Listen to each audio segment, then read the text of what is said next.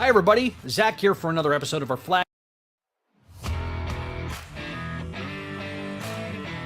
Hi everybody, Zach here for another episode of our flagship program, the Spideydude Experience.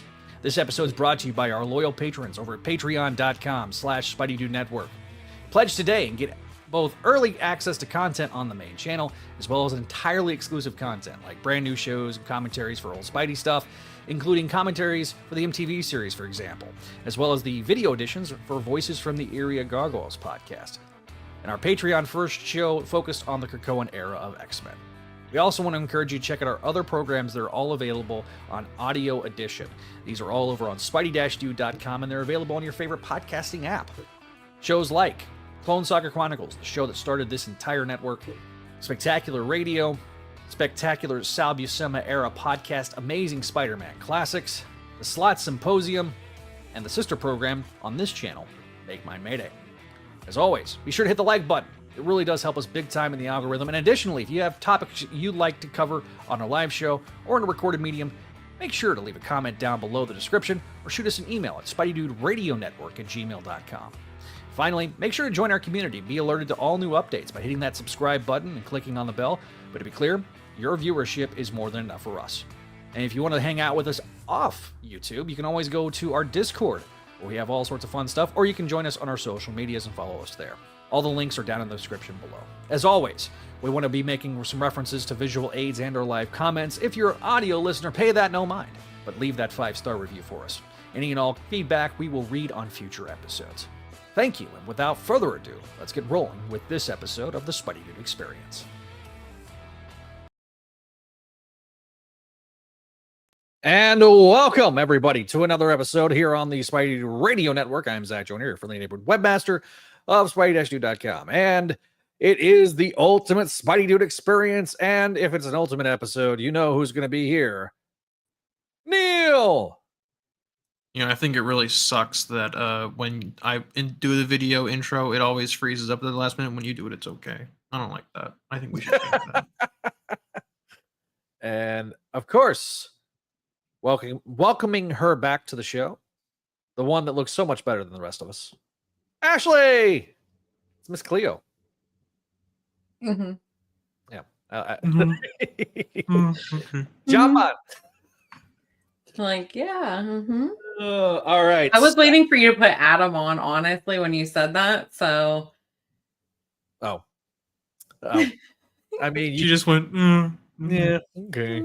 So today we are going to be talking about issue number 16 of the Ultimate Spider-Man comics. So there will be spoilers. Thank you. There will be spoilers for this particular issue. And we're going to get into it. But first, we're going to talk a little bit about some news. Neil, you found some news about some Legos. Yeah. So I like Legos. I'm not sure if it's like an ADHD thing that like ADHD people just like Legos in the same way that like autistic people like trains. So what? Is that why I like them too? There's a very distinct possibility. Today, Ashley learned something about herself. Why? Wait, did you not know that like the stereotype that like autistic people like trains? I knew that, but when you said ADHD people like Legos. Oh, I thought that. I had no idea. I love how like the thunder's bellowing outside every time I talk about like trains and autism and ADHD and Legos. Okay, I could actually hear the thunder in my headphones, so that means that was a loud boomer. I hope you guys can't hear it here because it's also happening here. Misha no have a boomer.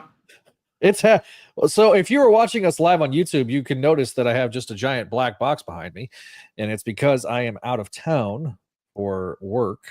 As I mentioned, I got a new job the other day. Today is the first day. Yippee! Well, it's actually my 4th day. It's my first day training, like hands-on. I've been doing remote training for a little. Zach has somehow survived 4 days of work. Yes. So, anyways, here, have some Legos. So, cinema is back. First off, we have the Spider-Man 2 subway train scene from Spider-Man 2 with a Spider-Man figure that looks kind of like Tobey Maguire, but not fully. They didn't get his likeness the entire way. Aunt May, Rosemary Harris, Aunt May, J.K. Simmons, Jonah, and Alfred Molina, Doc Ock. This one feels like if you're a Spider-Man fan, you kind of have to get this one out of obligation, maybe. I don't know. You don't have to. You're adults. Just do it because you like Legos, like we do. Yeah. Exactly. There's also 2 new sets. The Peter Parker's apartment with a new MJ figure, as well as Anti-Venom and Hobgoblin, and a classic Spidey figure. I believe this one this has the Raimi logo on it. This one up here has like a classic logo. Yeah, that's their comics logo that they use. Yeah.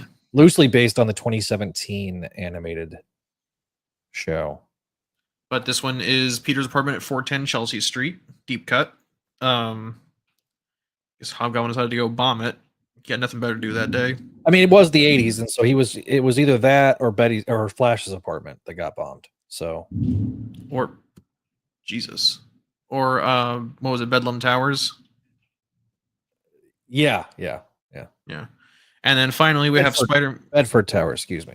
Bedford, my bad. Yeah, so we're on Twitter, Walter. What are you on about? We're on Twitter. We are on the Twitters. This is a pretty big set. It's 808 pieces compared to the 394 and 393 sets. This one has 8 minifigures. It's Peter Parker or Peter Spidey, classic Spider-Woman like Julia Carpenter Arachne Spider-Woman, Miles Morales, and what I assume is sort of like his Into the Spider-Verse fit with the hoodie and the shorts and the Jordans. Eddie Brock, Ghost Spider, Norman Osborn, Kraven the Hunter, and this is a weird one. I'm going to pull it up in just a second. The figure for and it's really raining out there. I'm kind of scared for my life now. This is a weird one that the figure for Green Goblin is sort of a weird combination of the Raimi Green Goblin and the Ultimate Green Goblin from the Hickman run. That is I just think that's neat. So, yeah, look, I'm excited for these. Let's see. We got 394 people. What's Spider-Girl? What are you talking about, Tevya? There's no Spider-Girl here. Ghost Spider. Yeah, it's Ghost Spider, not Spider-Girl. Oh, Tevya is joining us on the on Twitch. On Twitch, so yeah, that's why I'm confused because he said Mayday or which Spider-Girl, and it's Spider-Woman, which is like Arachne. Yeah, that's Julia Carpenter Spider-Woman. For those of you who remember a time before Anya Corazon was Spider-Girl, I remember. Listen, I don't block anybody on the Spideydude Network Twitter unless like they're being just an absolute troll. So Walter typically. Yeah, but he makes me giggle. He makes me giggle. At the left of the top, look on the left top box at the top of the building. That's Julia. That's Julia, buddy. That's not. Yeah, Grumpy Walter, Gills. Why are you annoying me tonight? My tummy hurts and I don't need this. Yeah. All right, so next, it's not because of the gummy sharks, I promise. I think it's the gummy sharks. It's not. I swear to God. Ashley is blaming it on Neil, so I'm going to share screen. Julia's mad at me. Shut up, Walter. All right, so we have some Daredevil Born Again boss addresses the season 2 Defenders, Punisher post-credit scene, and more burning questions, including because of the Newton brothers. Yeah, I remember. Yeah. Don't hate me, but that first episode was like tedious to get through. Honestly, this whole season was kind of hard for me to get through. I couldn't keep going. I really tried hard, and I was like, how long is it going to take for this death scene to happen? And I feel like the whole entire time it was like, sad boy brooding and a really long death scene. And I kind of wish we had more of Matt being a man whore and going to church to confess. That would have That'd been more be in nice. character for him. Yeah. So, Did you guys see that the Rizzler was at the Thunderbolts premiere? no, I didn't. Yeah, so he took a picture with Julia Louis-Dreyfus. Can I show the picture? Sure. You sent it to me. Yeah, so there, the quote tweet that I found it on is hilarious. It says, "I'm 80% sure that JLD thought it was a Make-A-Wish kid." Aww. That's love that for him. Why did he choose Red Guardian? That's like a very specific pick. Because he's buff as fuck. That's why he's the Rizzler. He's super buff. I Do you love that the costume has the beard on it, though.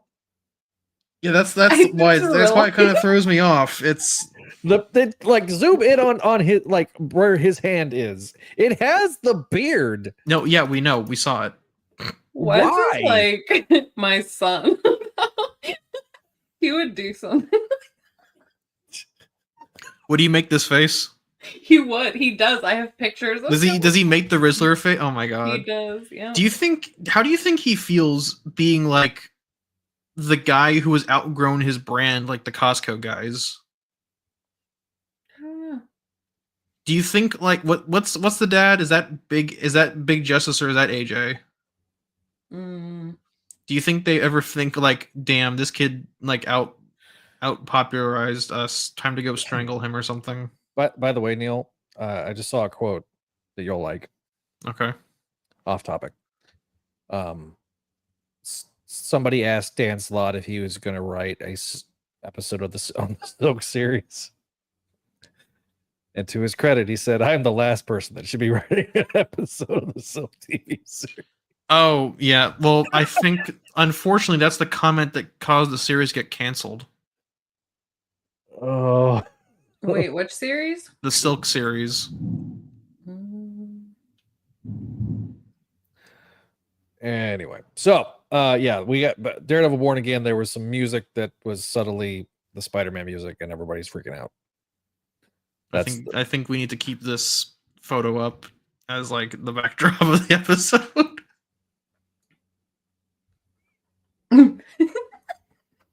No! Leave him up. Let the Rizzler Riz. He's so Put it back. the coolest.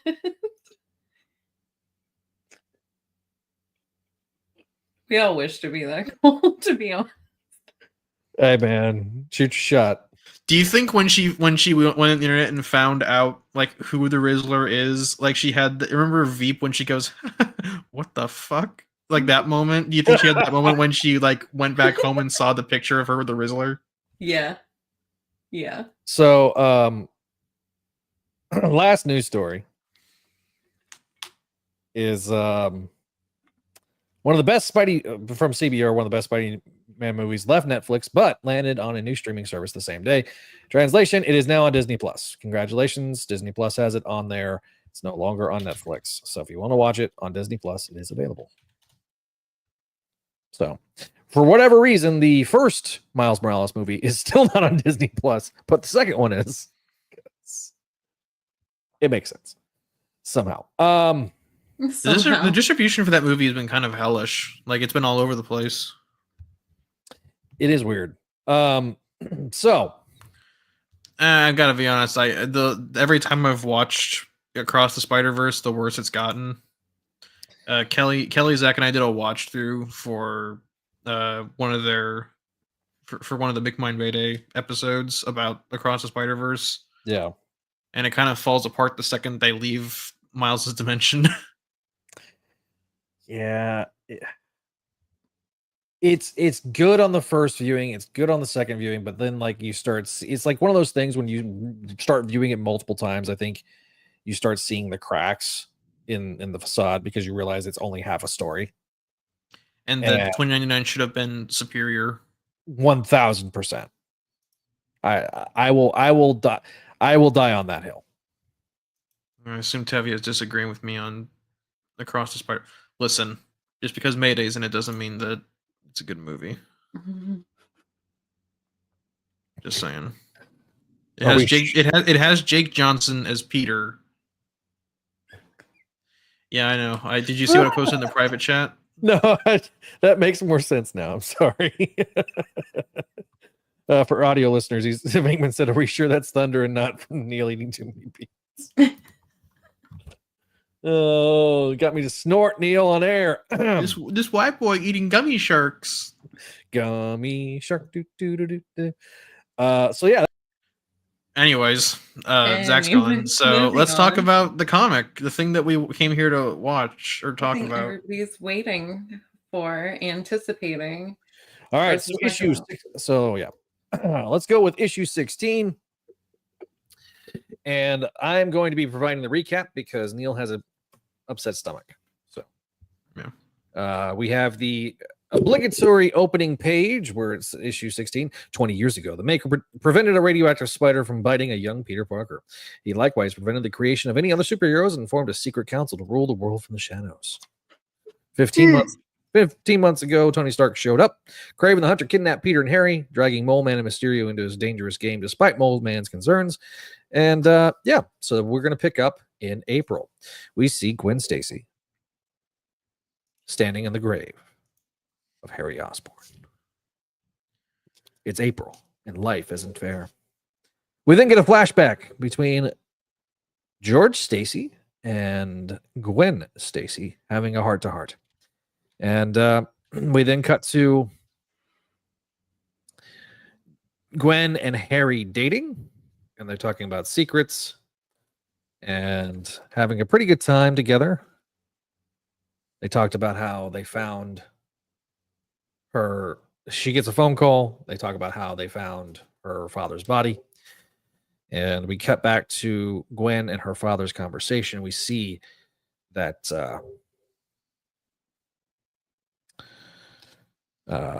he has these glowing eyes. So then we get to Gwen. Just the way you said, he has these glowing eyes. Yeah. They're very intoxicating. So we then get to Gwen standing in front of this spherical orb, knowing the words. The world is a lie, and only through embracing those lies and becoming a master of them can we truly see. Turns out it is a ritual with gentlemen surrounding Gwen, or gentle people surrounding Gwen. So she is then initiated into the world of Mysterio. We then get a almost full splash page of Gwen and Harry getting married, and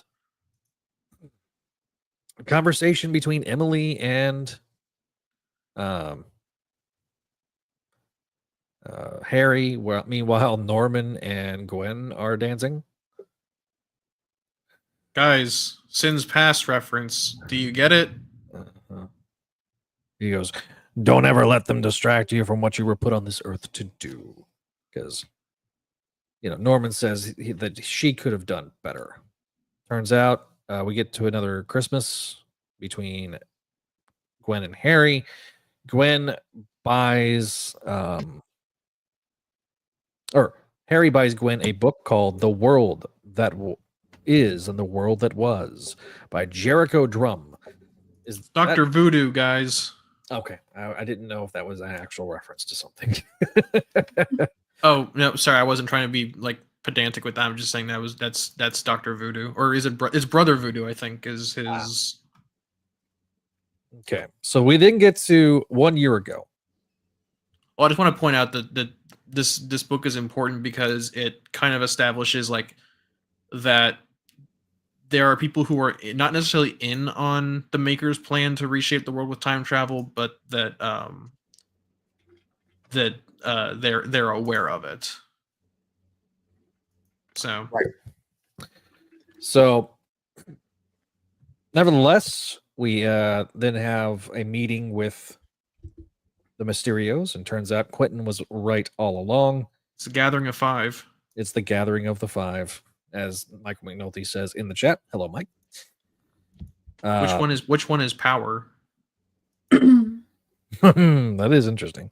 So, Gwen talks about how they need a better delivery system, that by acting fast, by flying too close to the sun, that's exactly what got her father killed. So they need a better delivery system. And so she's trying to figure that out. And then we cut to the date. We get Chichetto's version of the date between Peter, Harry, MJ, and Gwen. With Mysterio, with floating one heads of the and Mysterios watching over them. Yeah. So,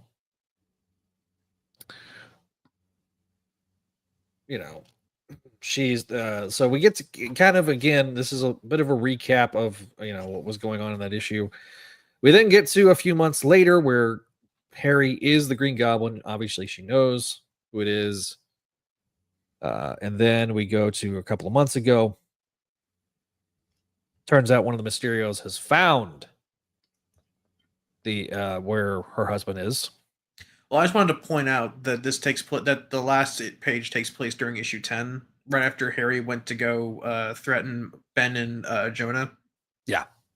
Mm-hmm. So, Gwen has now. Gwen goes to confront Otto, and turns out she fires him, which I didn't realize that happened. Well, because he was the one who implemented the insurance policy. On her getting what happens followed. when Harry goes missing. And her protection. Well, and also because the Mysterio even hovers over his shoulders. Jesus Christ. There's 2 Mysterios hovering around them that Otto's too close to everything, so they need to cut him loose from the equation, which definitely won't start off a Dr. Octopus arc. That's not gonna bite us in the ass. So we go to 2 months ago. I can't wait. Yippee! Yippee! So where we get the scene between Peter and Harry. Harry then gets and just watch. Turns out Kraven then shoots not Harry and causes Peter to get pissed off. And then Mysterio comes in and tells Peter to run. Yep. Mysterio tells Peter to run. Peter runs. So Peter runs. So Kraven the Hunter asks, how dare you become between me and my hunt? I do because you came between me and mine. So she picks up the gun and says, "So long, comrade," and just blows his head off. Yippee! So then Harry's like, "Mysterio," and then Gwen pulls back the bubble, says, "Yes, dear." He's like, "What the F is going on?" So then we cut to present day.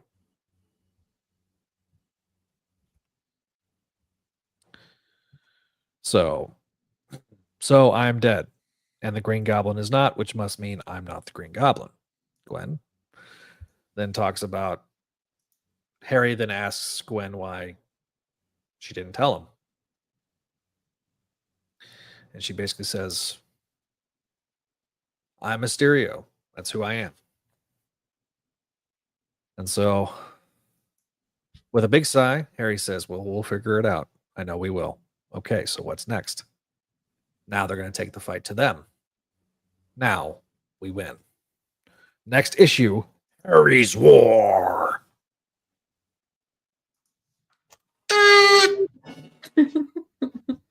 There we go. Come on, that was I had to. That was too easy. All right, so. Oh, I didn't even consider this. Mike brings up a good point that the maker must have known about the Mysterios and didn't stop them, which means he doesn't consider them like an actual threat. That's interesting. I didn't think about that. It's true. It's true. Because if he did consider them a threat, he would have taken them out by now. Right. So, Javi couldn't be on the show tonight. He has to work. So Javi did leave me a video to play on the show. So without further ado, adding to this. And just some quick thoughts on today's... Hey everybody, it's Javi, and just some quick thoughts on today's issue of Ultimate Spider-Man 16. It's probably not going to surprise you. I loved it once again. Chiquetto's back on art. Story is great. Obviously, we're going to go spoilers here, so if you don't want to know, I'm sure you heard Neil ramble for a 20-minute recap. Love you, Neil. No, it was Zach. I love the 75 flashback minutes. idea. I love how we kept it in April, but showed all the history that we've been missing out on when it comes to Gwen and what happened to her father, what happened to her mother, what happened to Harry. Like, we've had our discussions on and off the show with friends, and I had posited, what if Gwen was alive, what if Harry was alive? What if it was a Mysterio illusion? What if Gwen became the Goblin? Well, maybe didn't get that one right, but I thought it was really interesting how they're using Gwen in this way and how she's kind of part of this conspiracy, but a conspiracy against the conspiracy. And it just makes this world really interesting. It feels like it's tying in the book into the larger narrative, but without being like non-Spider-Man focused. And although we didn't get to see Peter and the family this issue too much, other than from a different perspective, which I thought was cool to see Chiquetto's art on that issue, I thought it was just another strong issue and made me eager for next month. And the coloring was great, especially in the graveyard and how they did Mysterio, and how there's a council of Mysterios to, I guess, rival the Spider-Man Council. And I mean, like I said, it's an A+ for me, easy A, and just it continues to be a thrilling comic book that's worth the $5 still. So that's it for now. I hope you guys have a great rest of the show, and I will talk to you soon. Thanks, Javi. We always appreciate his perspective as we go through. So, Neil, you are muted, my friend. I was laughing at the fact that you accidentally knocked yourself out of. You accidentally muted yourself for a second. Yeah, I kicked myself off the show. Yeah, it's fine. Oh, by the way, one of the things that we kind of, and I didn't say this at the beginning of this episode, but we've been kind of trying to do is we'll go through the comments towards the end, so that way we can kind of focus on the actual issue. Unless we see something that is conducive to our point. Right. So, so that's kind of going to be the way we're doing this moving forward, just so everybody knows. All right, Neil, give me your thoughts on this issue, buddy. Well, thought it was really good. I think it's one of the top quarter of the issues we've experienced so far. Unfortunately, this exposed a truth to me, and I might get some heat for it. I don't know if you guys are ready to hear it or not. It tells me that Hickman wants to write Harry and Gwen and not Peter and his family, because this issue reminded me that Peter and his family are kind of the least interesting part of this book. And it feels like it's becoming more and more obvious every time I read it. Mm-hmm. Yeah. I'm not going to give it a grade yet, but that's kind of my overall thoughts, so that the Gwen Harry stuff is the stuff that Hickman seems like the most invested in and most interested in doing, because every time it cuts to the Parker family, it becomes like a lot less engaged, not necessarily a lot less engaging, but it feels like there's not as much fire in there. There's not as much of Hickman letting his inner thoughts loose on the world, or letting loose his thoughts on the world upon the world, if that makes sense. Yeah. It feels like the arc that Hickman had for Peter was like abandoned 3 issues in, of like a man who struggled with knowing something was missing and wanting it back, and fighting the power elite to get it has kind of vanished into thin air, and it's just like regular Spider-Man shenanigans. For some people, I think that works, but you have to remember that this is like this is one component of an overarching narrative set in the conspiracy of like a global cabal taking over the world. Right. And I feel like the more it drifts into conventional Spider-Man stuff, the less interesting it becomes. Like the Ben and Jonah stuff and the Gwen and Harry stuff are the most interesting stuff because it delves into that wider universe. Because they're to tread lightly when you said Ben and Jonah. Because they're consistently interacting with those higher powers. They're constantly interacting with Kingpin's bigger gears. And Spider-Man's off in the desert in his RV park with his family. He's off with his wife, who has no qualms about abandoning her self-made business to go in episode Trailer Park Bros. It's going to be interesting to see how everything comes to a head, because obviously I feel like we're getting Peter more getting back to New York now, right? From last issue. This one, it seems like we're getting this like every few issues where we get like the catch up, right? Where we kind of saw that with Harry a little bit with issue 6, and now here in year 2 we're getting the same thing. So it's very interesting to see how the two different year 1, year 2, there is like some rhyming to it. I didn't bring this up. I need to mention the monthly format used to be really cool, and it serves its frame device as like a ticking clock towards when the maker exits the city.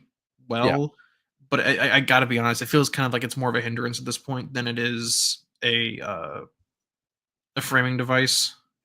Yeah, because like in the last issue, we cut just from Peter saying we've got to get the hell out of here to we're in Nevada now.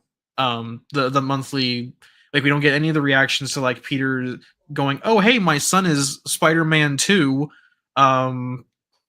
We get no reaction to MJ like essentially throwing her life away to go hide in the desert with her husband and kids. It just feels like we're missing a lot of some really important dramatic moments and a lot of interesting character meat on the bones in service of the monthly time skip. Yeah, it's getting to the point where I'm like, the novelty is starting to wear off on me, and I think that's been a criticism of others, but prior to this, and I get that. It wasn't as big of a problem for us as it was for others, but now it's starting to kind of show its flaws. It's starting to show its age, no pun intended. Here's the thing: if they were willing to like do like here's this arc, it's this month, and they were like playing ball with the rest of the line, like showing like this is when this arc takes place, this is when this arc takes place, and it all comes together to show the maker leaving the city at like the approximate time. It would work more if the book got time to breathe on these character moments. Yeah, because it just feels like this was like the clip show issue, right? But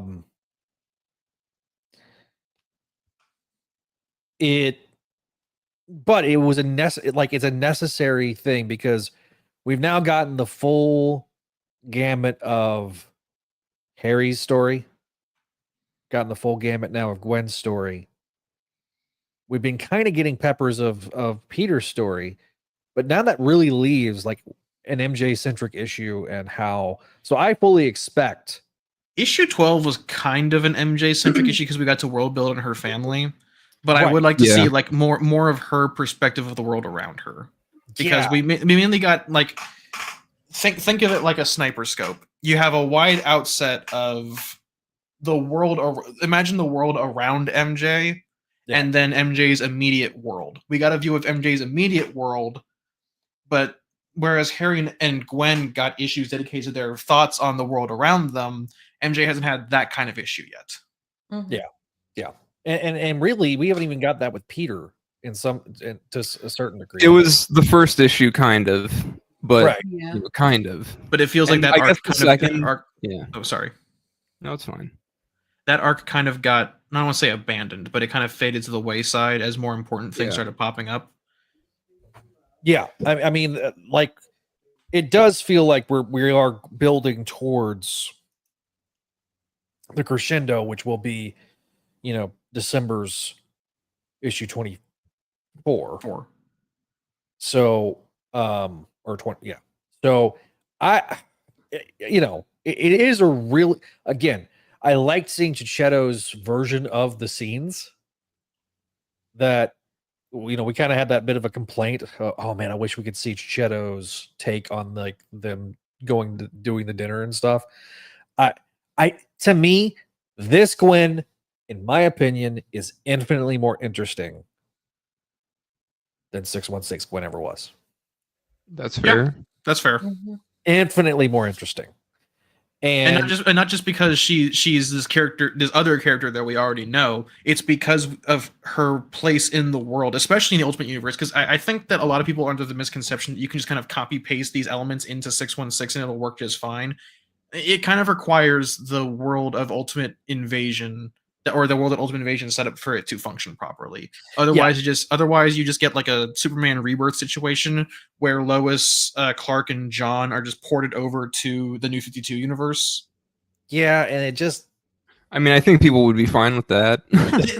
I think they would, but I think that people are forgetting that there was entire arcs about Clark having to fit his place back into the New 52/Rebirth Earth, where I'm not sure we would get that with Ultimate Peter and his family getting ported over to 616. And look, there's things I like about the Superman Rebirth elements, and I think they've done a really good job with Superman post Rebirth. I think that's been probably one of the strongest things DC has consistently put out comics wise over the last decade, really. So it is going to be very interesting in terms of, we know that there's going to be a clash between the Sinister Six, right? Because that's part's that's been the next issue is like essentially a gang war. Like everyone's gonna be fighting for territory in New York, and that's why the Parkers come back. Yeah, because they feel like we got to clean the mess up. And that's part of the problem, is that like I've not that I can't believe that like over 2 months this gang war just comes out of nowhere. I just need to see more of these things being set up in the background, as opposed to like, oh, all of a sudden Peter's okay with his son being Spider-Man. That part raises a real red flag for me, that Peter is like, oh, I need to keep my family safe at all costs. Here, son, wear the Picotech suit that obviously looks like Venom. Which may come into play later but it's like, I wish I'd gotten to see those reactions. I wish I'd gotten to see MJ's reactions instead of just, oh, hey, you're Spider-Man, that's hot. That's been my problem, is that there's a bunch of stuff off screen that we're not seeing that would be really juicy meat to eat. And because of the monthly format. I saw someone say that they like that because it let their imagination go, but I mean, I feel like there's... Why am I reading the comic then? Yeah, it's like I kind of want to know like what these characters are thinking, reacting to these major shakeups in their lives, like their entire world has essentially been upended. Yeah, here, and like we never saw one panel of MJ like react, aside from like the last panel of issue 12. We didn't get any idea of how MJ was feeling during Peter and Harry's little month in the land before time. Yeah, we did get like a panel at the end when Peter's like, "Oh, MJ, I'm coming through the door. Harry's dead. We got to run, baby." Mm-hmm. But aside from that, we got no like perspective from her on that. We've gotten May. That's the daughter's name. That May's the daughter, right? Keep thinking like either Mary or May. It's May. May is kind of fallen to the wayside as like the quirky 6-year-old kid. She's kind of become like not smart Valeria from his Fantastic Four run. She's really been a non-factor. I mean, really. Outside of the suit, that's it. Outside of cute kid shenanigans, she kind of reminds me a lot of like Cassie Lang from the Ant-Man movies, but like, and the problem is that she was like Cassie Lang in a good way in the first 6 issues, and then she's kind of just been background fodder Like there's That's been what very happens little when you interaction with have so many supporting characters to juggle. Oh, and Like- I forgot her playing Candy Crush on her mom's phone and constantly trying to get, Mom, Gwen's here. Mom, answer the phone. Gwen's here. Mom, will you get this bitch off the phone so I can play Diablo 4? Or no, Diablo Immortal. That's the one where they were like, you guys have phones. So, Ultimate Ashley, Yeah. what's your thoughts? You've been kind of peppering it in, but I mean, I think Neil has pretty much covered everything that I was thinking. I mean, obviously, that's why I put that I miss Cleo, because I've been saying that Gwen is one of the baddies since the beginning, and I'm very proud of myself for that with my noobness, because she just gave off that energy in the beginning. But now the stuff that he was saying with MJ, I would be curious if they did an issue almost like they did with this one, with like going back, because like how else are they going to address anything that's happened prior with MJ? Like honestly, I feel like they've already like done it and just moving forward. So they would have to do something, I would assume, kind of like this MJ, or I mean this Gwen like issue where it like goes and shows like the whole back of everything that was going on. And I just want to point out, guys, real quick, because I know I knew I was getting some heat, but I just want to explain this. That like if I didn't enjoy this book, I wouldn't be paying $4.99 a month for it. I'm still buying the book. I'm still enjoying it. I think I'm allowed my little quibbles about not getting some interesting character interactions. Oh, Yeah.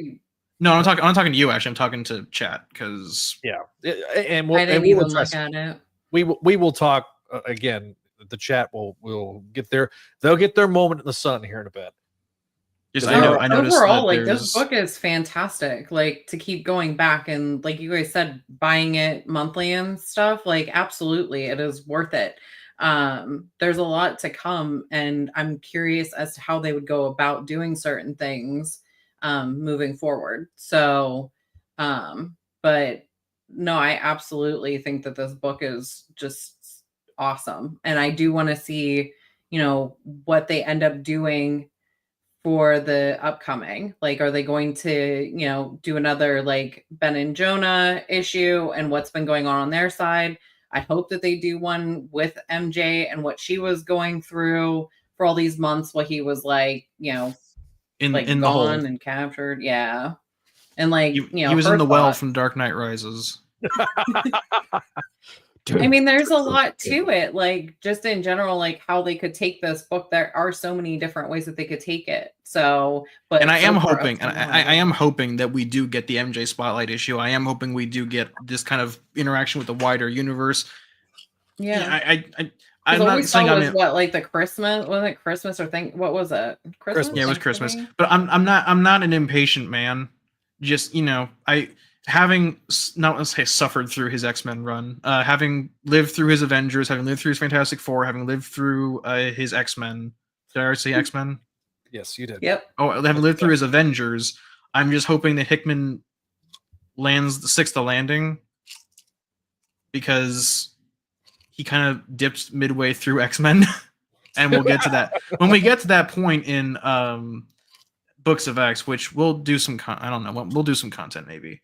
You'll notice that the narrative around Krakoa changes, where Hickman clearly has the subtext of Krakoa being like this last chance for mutants that is only available because they never win. So this is like their last ditch attempt that's turned into like a dystopia filled with like oligarchs, and they let a Nazi onto the ruling committee.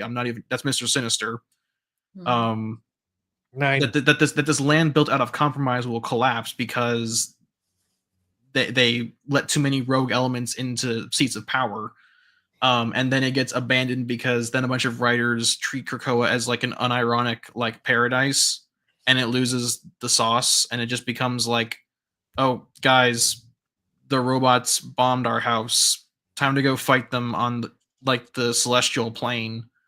And now we're in the From the Ashes era, where everything is worse. Everything is awesome. Not. my biggest flaw, we're not getting any data pages.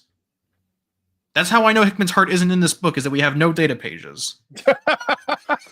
We don't have any have any graphs or charts showing key seats of power anymore. That's how I know Hickman isn't invested in this book truly. Where are my charts, Hickman? I know you have them. Give me the Peter MJ timeline. Give me their first date. Give me their first kiss. Give me their shotgun wedding, when they accidentally got knocked up with Richard. Give it to me now. I want it now. I've waited 16 issues, Zachary. I know. Well, okay, I need to address this. I know we don't talk to chat. Why do we need charts in this book? Because that's how you know Hickman really cares about this project. Because he would make like these like autism tier charts of like buildings and organizations that are like unnecessarily detailed, and that's how you know he's put a lot of thought into the world building. Yeah, Ultimates has more charts than this book does. Yeah, that's true. All right, so Adam has joined the show. For the audio listeners, Hey. You've heard his dulcet tones pepper in. So, Adam, you have the floor, my friend. What are your thoughts on this particular issue of Ultimate Spider-Man? I basically agree with everybody. I like the book. Art's great. It always, I'm always intrigued. It always leaves me wanting more, and that's the blessing and the curse of the book, just like the monthly time skip format thing. I don't know what else to say, really. Like, Gwen as Mysterio is interesting. It wasn't what I was hoping for, but I'm glad that she's one of many.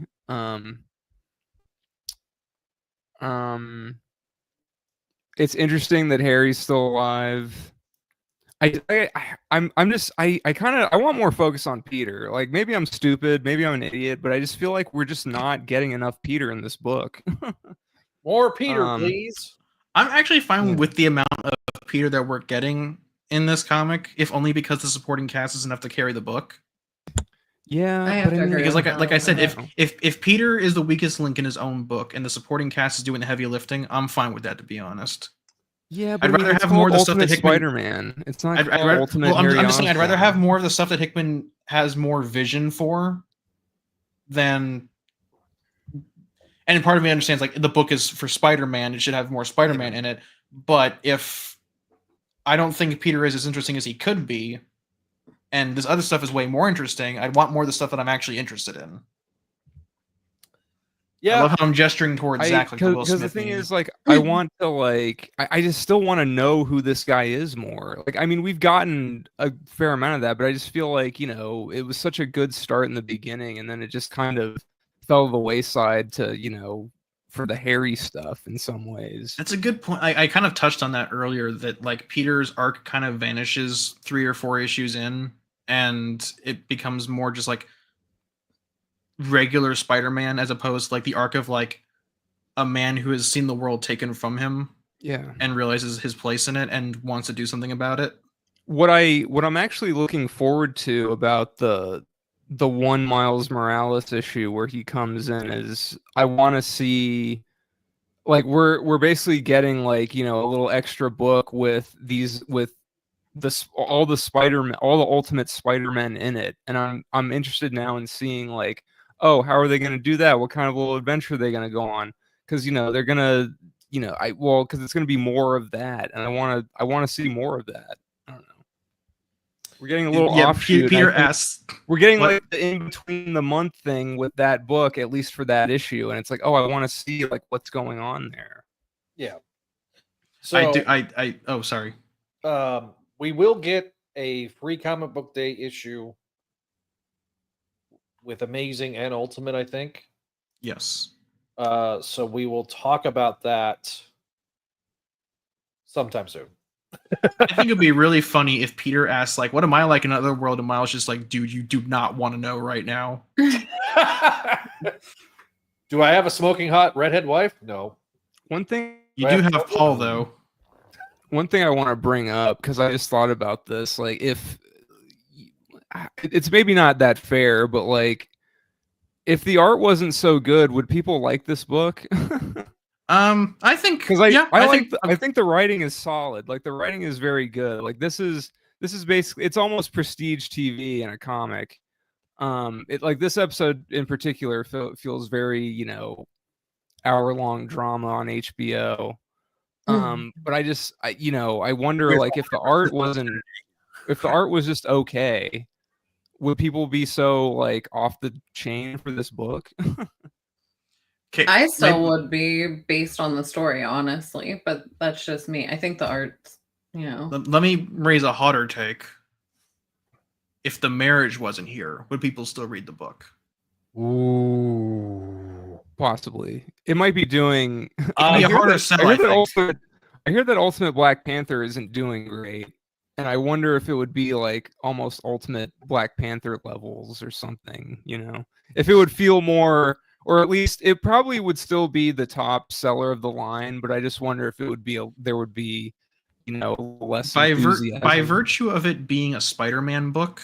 Yeah, I think it would be the top seller. Ultimates kind of has not necessarily the blessing curse of being discount Avengers, but it has a kind of built in, like, here's all these characters you like.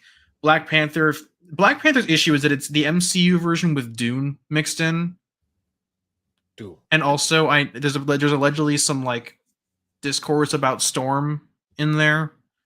Ultimate X-Men is the only one to me that feels like a genuinely like novel and interesting take on the brand, on the franchise it's adapting. If any of you guys read Ultimate Wolverine, because that one to me just feels like Wolverine stories, but Wolverine's just murdering his friends. Oh man. Oh man. Not Nightcrawler. Oh, Mein Gott. Mein Gott, yeah. All right, so that was really well practiced. Well done. Let's go through the comments, shall we? Let me just scroll up. For the first time, the grumpy old guy was late to the show. Surprise, surprise. Gotcha, bitch.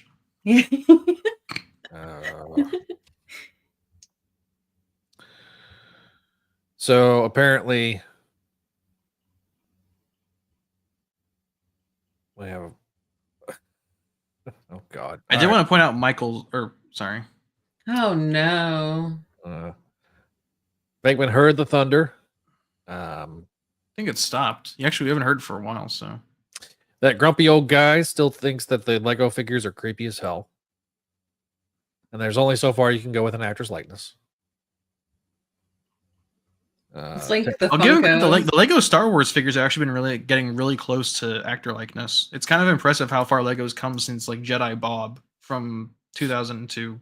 Speaking of Star Wars, that's the new Fortnite update, and there's a Darth Jar Jar. Oh, I hate Darth Jar Jar and what he has become. I'm interested in that General Grievous secret skin. I didn't see that one. Yeah, there's a secret General Grievous skin, apparently. It's in the same vein as I think the Godzilla one. Oh, okay. So it's like a bonus one. Yeah, it's a bonus. It's not in the Battle Pass. Yeah, I didn't even look into it. I was trying to avoid spoilers. I didn't even know what the next pass was going to be. And, yeah. So, Michael McNulty says it's the Gathering of the Five done right. McNutty. That's what you're about to say, McNutty. It does look like McNutty to me because I don't have my glasses. It's not a you thing, Mike. It's a Zach thing. It's also because I'm blind right now. So. It got revealed during the promo of USM BMJ Married with Kids that made people more interested, but they stayed for the story. Yeah. Yeah, I guess my point is less like if they were married, it would sell better, but more that the marriage was like the initial hook. If they hadn't had the initial hook of the marriage being in this universe, I'm wondering how it would have been received. Mm-hmm. Yeah. Walter thinks that the writing is better, far superior than the current main book, and he doesn't really care about the art. Yeah, man, it's kind of like, oh my god, my nostril is fucking inflamed. Holy shit, it's red. What was? Yeah, to Walter's point. Yeah, this is like HBO prestige TV, like Adam said, compared to like Joe Kelly is like a Man of Action cartoon. because Joe Kelly is a man of action guy. So You should care about the art because it's a comic book. If it then just read a book if you don't care an about the book. HDTV. Go watch HDTV if you don't Read care a about book. visuals. Yeah. Hickman does love his slow burns and flashbacks, nonlinear narratives. House of X and Powers of X did something similar. That's the weird part is that like when you compare this to Spectacular Spider-Man, which was all over the place as far as pacing and linearity, this Right. Hickman does non-linear issues way better than it's more Spec. It's focused.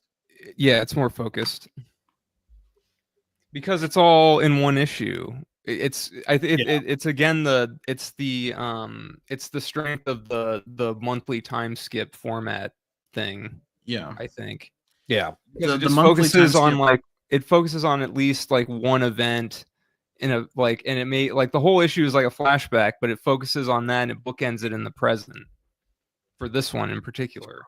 Okay, Tevye, he's written 2 freaking issues, bro. Okay, so I And it's just made this it's point a on standard ASM too. I It's made my it's not- point it's not on offensive.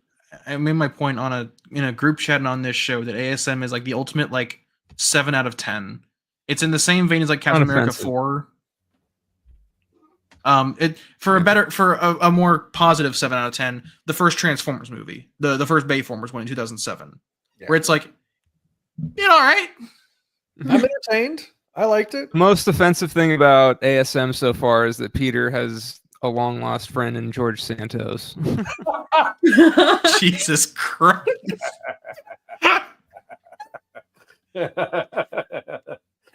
Holy shit! Of course you muted Adam. I mean, we've seen the pictures; they look That's how exactly he the mic same. drops. I literally did a side by side where it was like George Santos. We did do a visual side by side. So Yeah. I mean, it Jesus was Christ, my nostrils like so. red. Yeah. So Michael did make a point earlier, and I should have started about it being like a HBO series or the Game of Thrones. Like, yeah, here it is. Oh, He argues last that season. Hickman is setting up Harry, Gwen, and the Mysterios for a fall with this upcoming infighting with the Sinister Six. As he's said before, this is very Game of Thrones. And I'm looking forward to reading it. yeah. The what do you call this crawl space? He's like a secondary name on this show. The Spider-Man semi basement. The Spider-Man attic. on the semi basement. I think that Gwen knows the Mysterio's goals. Mike initially made the suggestion that Gwen doesn't know their real agenda is like to take power after the Maker falls. I think Gwen knows. I think she's in on the bit because Hickman's entire idea of people in power is just people jockeying for more of it.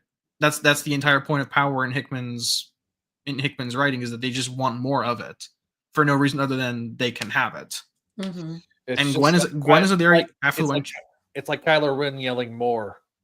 And she's got, the Mysterio thoughts in her head like constantly. So you would think that she probably knows something. And she is very ambitious. Like if it was more like Gwen is more of like a meek, like Lacey Chabert voiced Hallmark movie trad wife, I could buy that argument of like Gwen not knowing the real agenda. But no, Gwen has been very gaslight gatekeep girl boss this entire run. Literally from she's in on it, or she definitely is planning her own. She won't be surprised ambitions. that that's what they want to do. Yeah, I mean, she even said like, "Oh, hey, the Maker's locked him. The Maker accidentally locked himself in the bathroom for 2 years. We got a chance to make some progress here." All right. I think that's a good way of putting the Maker just locked himself in the bathroom by accident. All right. So we do have a voicemail. Oh, Ruh-roh. I'm terrifying. It could be anything. This is insane. Anything. All right, here we go. It's your friend, William Shatner, calling in to say that Zach has too much rouge on his face. And it's very distracting. And also, I just want to call in to give Neil a hard time, wondering if his package has been delivered. Until Bones, where's my damn torpedo? next time. Oh wait, did he? How I many don't know did if he anyone leave? did anyone get my Star Trek 6 reference? Yeah, no, I didn't. Okay, that's great. Did he guys. send you a package? Well, it's at Zach's place now. He just needs to find the time to bring it to me, or we'll meet at like a Texas Roadhouse or something and have a burger and something. Because like my office I is want to like go. not terribly. You can. My office is not terribly far from his house, so I will probably just throw it in my trunk and One day we'll meet at IHOP or something, and No IHOP for me. Mm-mm. we'll go to Denny's. We'll have pancakes. Okay, fine. Yippee! we're going to Waffle House. Okay, See- Venkman got it. There we go. There we go. It's funny that Zach can't reply to me in Twitter chat because it's X-rated. LOL. Mike asks if the Mysterio is no actual magic or if it's all super tech. I think it's the fog machine from Spirit Halloween and some holograms. I don't know, George. One of those George on the Lacey's floor eyes try were me glowing. buttons. Well, because we do, because of Ultimate Black Panther, we do have a baseline for magic. It's what's her face? It's the not Doctor Strange. It's like Clea? Sorceress Supreme. It's not Clea, I don't think. Wasn't it Agatha? I don't know. Maybe? I don't know. Oh, I just saw a picture. I just saw a picture of her on Twitter when Awooga, and then I forgot about her. Have you ever said a wooga to a girl, Neil? No, because I'm not a fucking baby. I'm smart enough to know that if I say Awooga to a woman in real life, I'm getting like a drink thrown in my face. Why does Zach want to go to Waffle House? Does he plan on fighting Neil in the parking lot? Yes. Yes. Actually, I think Neil would be the one instigating that. You're going to make me do what? Do like some WWE bullshit wrestling moves. I'm gonna record it like it's bum fight. Put it on Reddit bum fights. Oh, wait. We got another voicemail. Oh. It's Tevia this time. Oh, yay. All right. Someone that's not Walter. Holy shit. Oh, my God. Oh, my God. Someone My God. Bones. My God. My God. Oh, hang on. Spock. Cancel. Don't take my pain. I need my pain. It's part of me. Me. It's part of me. All right. Let's go. That's Open. what you get for Shakespearean. That's what you get for classically Shakespearean trained actors. Don't make me call in again, Neil. Okay, sorry. Thank you, Devia.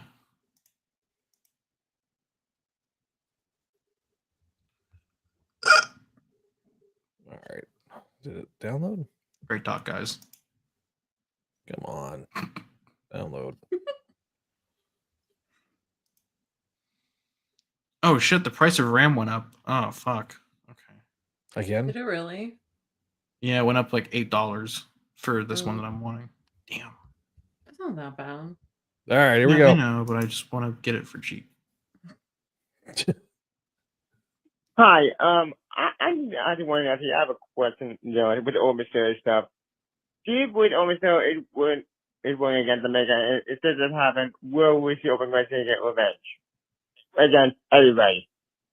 Also, I pick up the story, like the topic, I got the story, and I'm just going to see you up next. Yep. I hope you have a great day.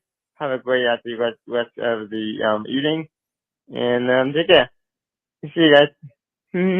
Oh, yeah, my rating is 10 out of 10 for playing the Apex Office Club. We're on your old thing on 7. Take care. Bye. What? Okay. All right. So, Great. What do you ask? So I have to listen to it again. I think he was asking, when do you think like Otto's going to get his revenge? After or midway through the gang war. I think it'd be a great mid-arc twist for him to come in and like interrupt the gang war as the master planner. Yeah.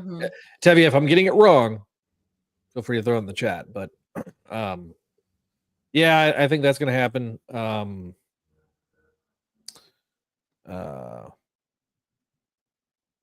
I appreciate you making the calling in and leaving a voicemail, by the way. Yeah, thank you, Tevye. Yeah, thank you. It actually is. Love Walter, but you know, when it's just Walter, we love it. We love a fresh voice on the. We like some show. variety. So I love my meat and potatoes, but every once in a while I want a piece of broccoli. I do like broccoli. Broccoli's good for you, Zach. I don't like broccoli. Just just cut it into florets, put some garlic powder, salt, and pepper on it, crank the oven up to 400, toss it in for 7 minutes. Yep, a little bit of olive oil. I was trying to quote George Bush Sr. So, yeah. Okay. Say, Ronald, your wife is looking scrumptious tonight. What? I said, say wrong. I was going off of the George Bush Sr. Quoting. And I said, gee, Ronald, your wife looks scrumptious tonight. Oh, boy. I don't know. Now all that's playing in my head are little Bush quotes. I don't know if you guys remember that. Yeah, that I do believe that man and fish can coexist. All right. I just think of Lil Cheney. So there is a little bit of a shout out I got to give. So my coworker's brother made me a custom T-shirt that I'm wearing tonight. For those that are audio listeners, I'm sorry, but that's amazing. It's me in a Spider-Man outfit with a beard and doing the podcast. So is that AI? I don't know what he did. It's awesome. So it was really cool. Will Ultimate Gwen Stacy seek more power after the Maker is taken down, or how will Ultimate Peter Parker, Spider-Man, Ultimate, and Mary Jane deal with the fallout of this revelation? So that was Tevye's question. I think it'd be great if in the arc where Peter fights Mysterio, aka Gwen, he says, there's an old saying in Tennessee, I know it's in Texas, probably in Tennessee, that says, fool me once, shame on you. Fool me, you can't get fooled again. Yeah. Now watch this drive. Now, watch this drive. The ghost outfit is better. You need to wear it more. No, it is in the back of my closet. I don't want to have to answer questions from potential life mates or non-life mates or just temporary life mates. I think when you have a lady over, you should show them the Ghost Spider costume.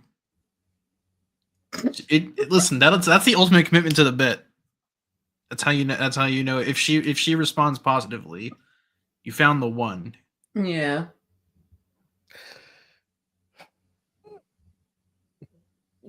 Well, he doesn't have a response, so I guess I won the argument. I don't know what to say.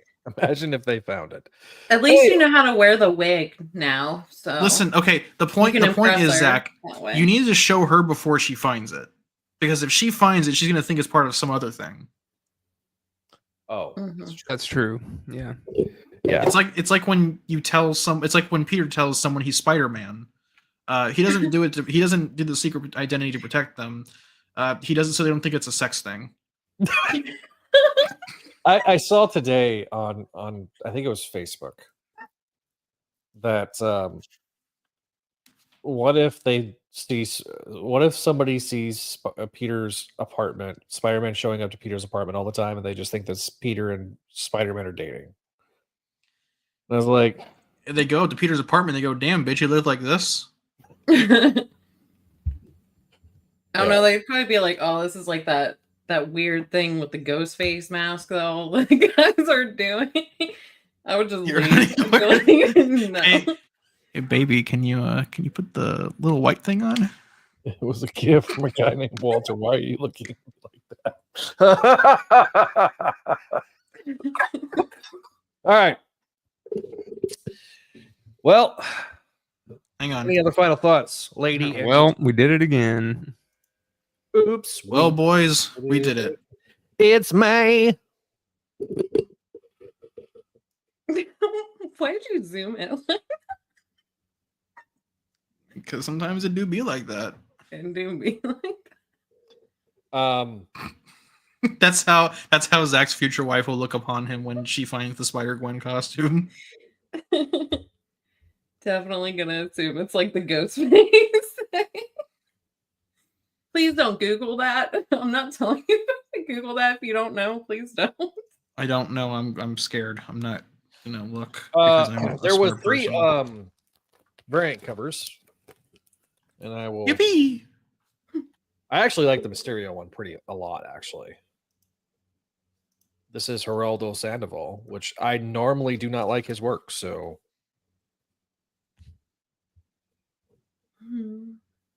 I do have this picture that kind of illustrates my thoughts on ASM compared. I'll give Ultimate Spider-Man this. Things always feel like they're happening.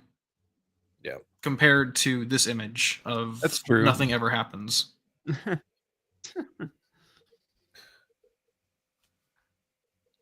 Gonna keep this image over the rest of the show. Oh no. What the hell? Nothing ever happens. That's No. ASM. No, Oh. my entire screen just went blank. Well, we can see you, and that's enough. Well, I can't. Okay. Good God. Okay, there we go. That was weird. So there's the Fuck! My thing. Yep. So there's that one. This one is Michael Walsh. It is. I love the claws on the Mysterio too. Yeah, I thought that's legit. Reminds me a lot of Prowler. It's a pretty cool looking black suit image. Anyone get Michael Cho vibes from this? I was gonna say thank you for getting rid of that Maybe a little cursor bit. because I was like, what is that? Because I don't have my glasses on, and it was in a very weird placement. And then this one is CF Villa. CF which- Villa? Yeah, Hell the yeah. CF Villa. This one's kind of like okay, just because it really doesn't fit the rest of the story. It's just Peter carrying Jonah. Well, Mysterio's in the Really, back it's a there. weird cover. Like I like CF Villa art, but this is like weird. Yeah, Maybe it's the coloring. yeah. Coloring is the proportions are kind of off too. Mm. It's, Yeah, it's I've got an actual picture that's relevant to today's issue. I just need to find it. oh god, it's going to be part of the memes. Yeah, it's gonna be a meme. What? It's the only thing I have on this computer. Yeah, I just gotta find it. Anyways, Why do you keep do talking. this to yourself and put that up on? Audio listeners, you just gotta Just shake your head. Just keep going. Just keep talking Just while I'm finger doing wag. research. Yeah. So yeah, I do like the actual regular cover too. I think the regular cover's ballin' and bitchin'. So just for the completionist's sake, this one feels, especially like when you look at it close, the multiple Mysterios. It's not just like a play on that.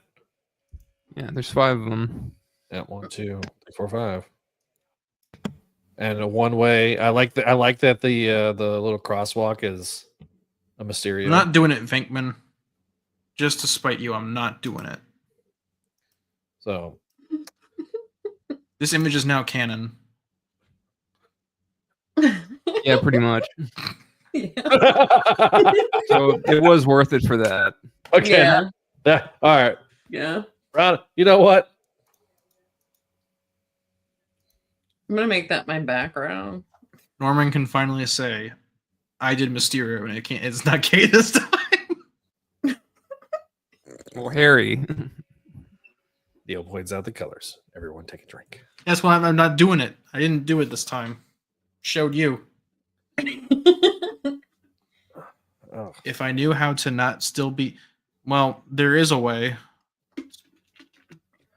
You know he's serious if it's in all caps. Yep. Matt, Oh, there are multiple. Well, Matt, there are multiple solutions.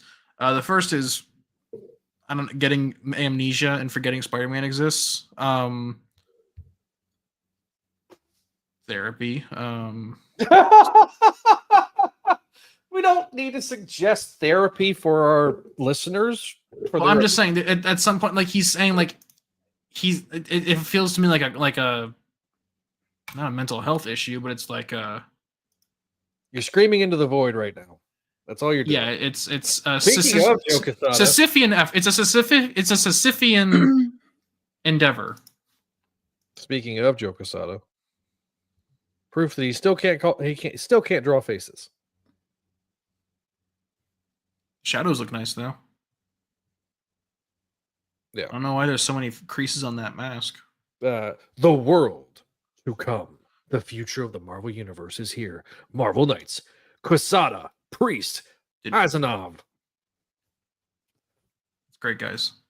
What's So, that? all right. $7.99 per issue? Yeah.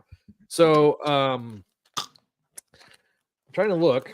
Let me look at the schedule. So, I think our next review episode will be the final issue of Spectacular Spider-Man for now. Pull up the What? I don't want to say yippee because that's not like a good thing. I know now it's finally like making sense and feeling good, and everything's all the boxes are checked for me, and now it's like, oh, now it's the end. So yeah, that will probably be our next review episode. We our next episode probably will be the Greg Weisman interview. And then we will talk a little bit about ASM 3 and 4, and then Ultimate Spider-Man number 17. Probably not going to do it on the day of, maybe doing it on the 29th because 28th is my daughter's birthday. So yes, spec is ending. yes, I don't know if I'll even be around that time frame because Gabby's graduating high school, so it depends on the. Well, Adam looks like it's just gonna be you and me, the youngins. No, wait, Adam is y'all's age. Never mind. I love that his face changed to like, yeah. Turner and Hooch, I guess maybe. I don't know. I'm the dog. Yeah, you can be Tom. You can be Tom Hanks. Yeah. Although, you know. Oh, thank you. Tevia says, "Happy birthday to your daughter, Zach, and congratulations, Ashley, for your daughter graduation." So, my daughter's birthday is also in like 2 weeks. So, happy birthday! Happy birthday to the Gabbies. And then double Gabby celebration. Apparently, we're already making plans for this summer. So, I'm kidnapping you, Neil.